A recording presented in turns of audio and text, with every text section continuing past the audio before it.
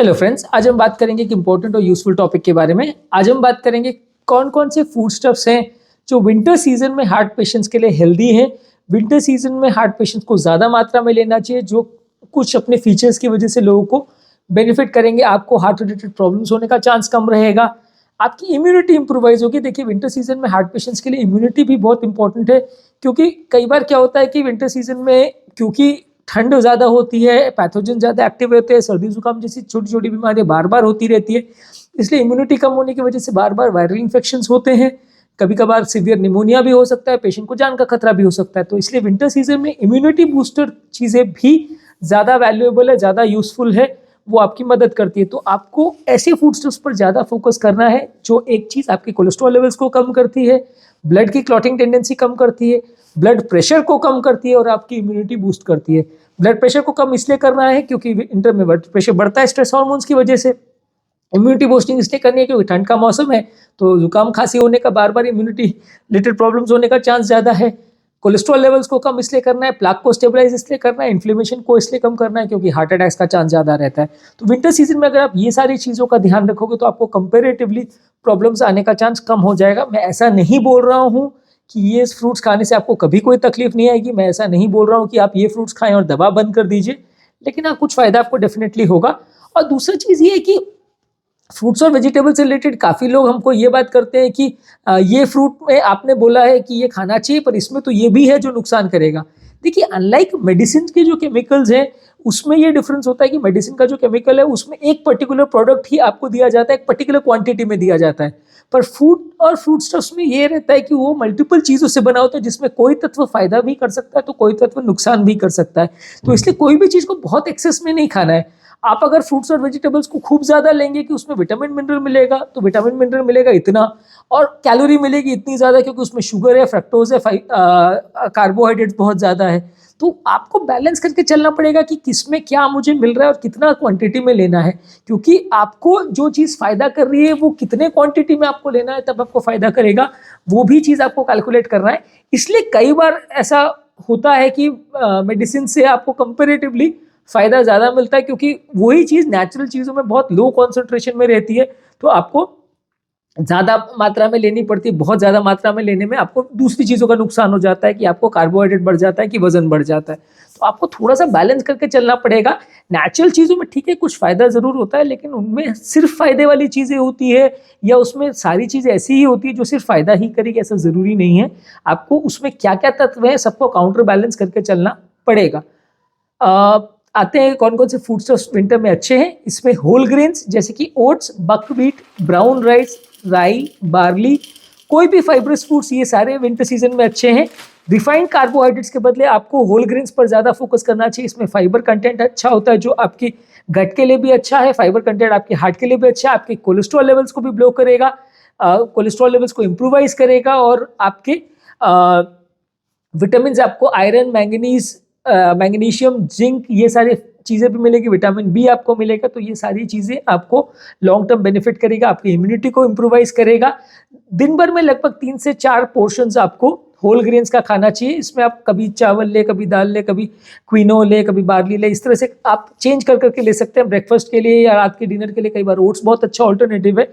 In fact oats का तो ऐसा है कि वो ज़्यादातर चीज़ों में फ़ायदा करता है, तो अगर आप ओट्स को एक मील में, एक पार्ट ऑफ मील में रख सके तो वो काफ़ी हेल्दी है। तो आप इस तरह की चीज़ों को यूज़ करेंगे तो आपको विंटर सीजन में थोड़ा ज़्यादा मदद मिलेगा, इम्यूनिटी भी बूस्टअप होगी और हेल्दी भी है।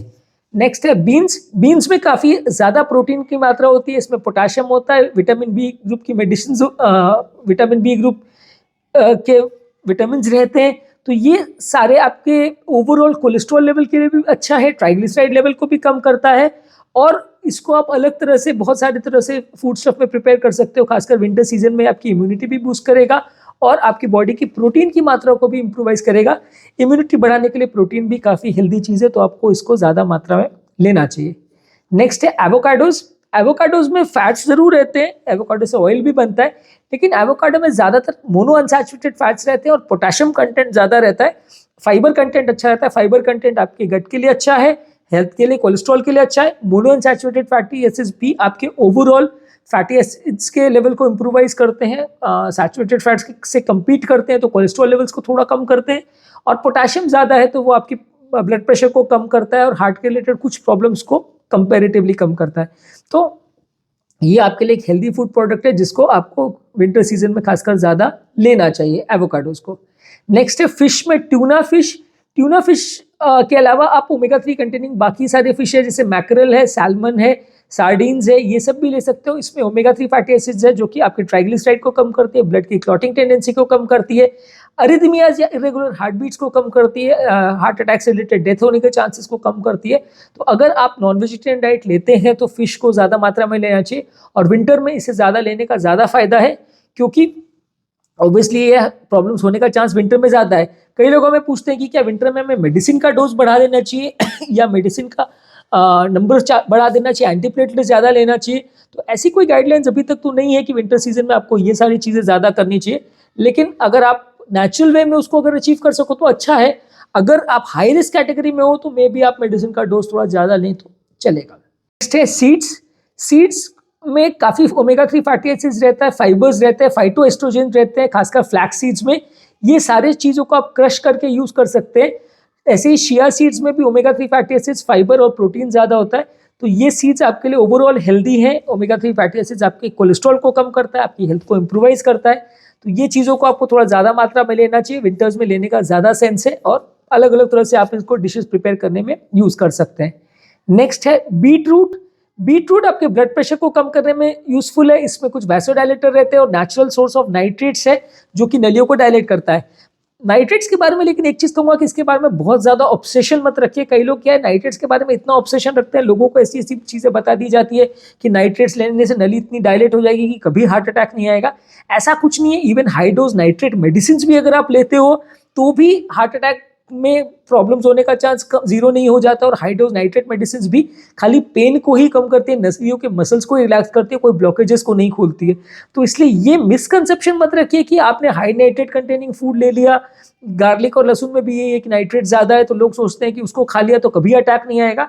ऐसा बिल्कुल भी नहीं है। वो आपकी सिर्फ मसल्स को ही रिलैक्स करेगा, कुछ पेन को ही कम करेगा।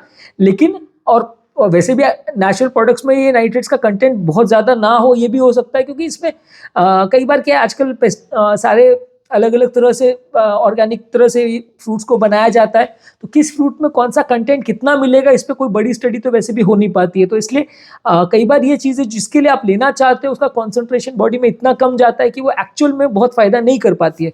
तो बीट रूट में भले नाइट्रेट्स है लेकिन आप ऐसा नहीं कर सकते कि यार मैंने उसका नाइट्रेट ले लिया तो मेरे को नाइट्रेट वाली टैबलेट की ज़रूरत नहीं है, ऐसा नहीं सोच सकते। और ऐसा भी नहीं सोच सकते कि मैंने ये ले लिया तो कभी हार्ट अटैक नहीं आएगा या कभी कोई ब्लॉकेज नहीं होगा, कोई पेन कभी नहीं होगा। ऐसा नहीं है। इनमें कॉन्सेंट्रेशन बहुत ज़्यादा कम रहता है और बहुत ज़्यादा आप कॉन्सेंट्रेशन में खाने जाएंगे तो उसके बदले आपको बीट रूट जो आप नॉर्मली इतना खाओगे उसके बदले इतना खाना पड़ेगा, तब आपको उतना कॉन्सेंट्रेशन मिल पाएगा।